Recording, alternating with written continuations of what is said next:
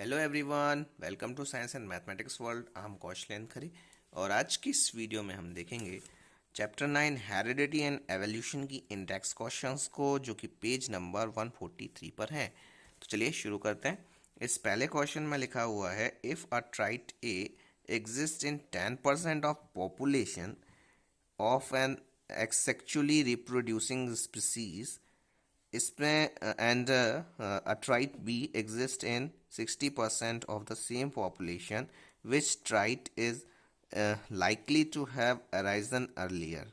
अब इसमें हमें बताना है कि कोई ट्राइट है, माने कोई स्पीसीज है, ठीक है, कोई प्रजाति है किसी जीव की, किसी किसी भी चीज़ की।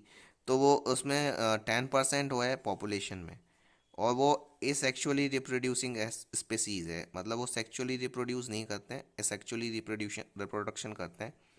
और एक दूसरी ट्राइट है बी, जो कि 60% है उसी स्पीसीज की, सेम पॉपुलेशन का। आपका 60% है उसकी पॉपुलेशन।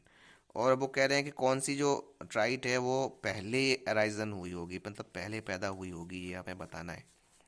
तो इसका आंसर है कि जो ट्राइट बी है, इसमें हमें लग रहा है कि 60 है, तो इसका यही होगा। तो आंसर देख लेते हैं। आंसर में है क्या? ट्राइट बी जो है, बिकॉज इन एसेक्सुअली रिप्रोडक्शन, जो एसेक्सुअली रिप्रोडक्शन होता है उसमें क्या होता है कि which are present in the previous generation are carried over to next generation. तो एसेक्सुअली इसमें क्या होता है,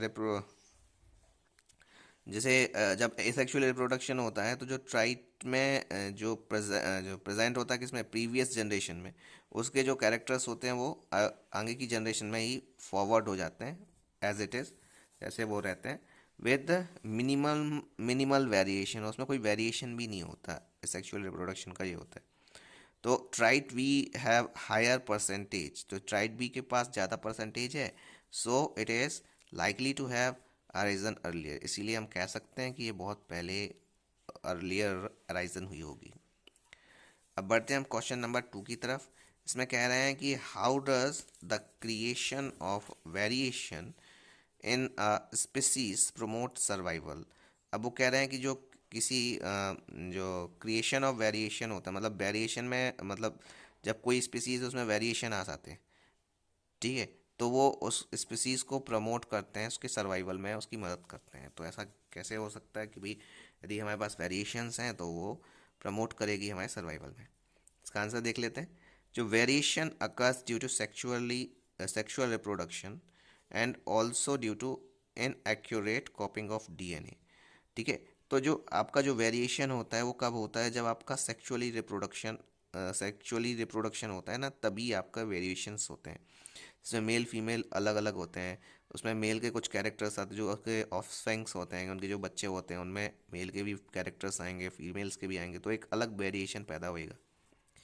तो और ये क्यों होता है? क्योंकि inaccurate copying of DNA, DNA की इनएक्यूरेट कॉपिंग होती है, ठीक है, मतलब बिल्कुल एग्जैक्ट कॉपी नहीं होती, वो थोड़ा थोड़ा अलग अलग हर दोनों के कैरेक्टर्स लेके पैदा होती है जो आपका बेबी होता है वो।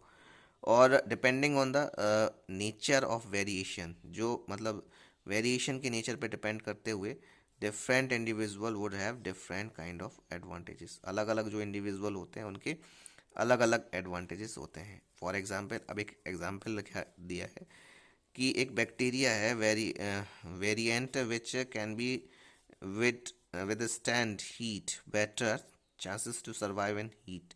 यदि कोई ऐसा बैक्टीरिया है जिसके पास क्या है कि हीट रेजिस्टेंस की शक्ति है, मतलब वो हीट को वो अच्छे से वो कर सकता है, हीट में सही से सर्वाइव कर सकता है, तो उसके पास बेटर चांसेस हैं कि वो हीट में सर्वाइव कर लेगा, हीट वेव्स में।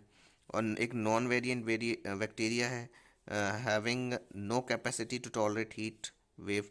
और एक दूसरा जो है आपका बैक्टीरिया है, वो क्या है, उसके पास कोई ऐसी शक्ति नहीं है कि वो हीट वेव्स को सर्वाइव कर सके। इसीलिए जो वेरिएशन है in a population of species helps in survival of species.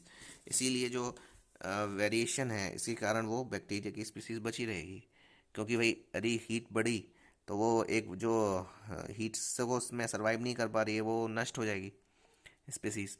और लेकिन यदि जो हीट में सरवाइव कर रहे हैं तो वो हीट में सरवाइव करेंगे, तो इस तरह से वो बच तो जाएगी ना वो बैक्टीरिया की स्पीसीज।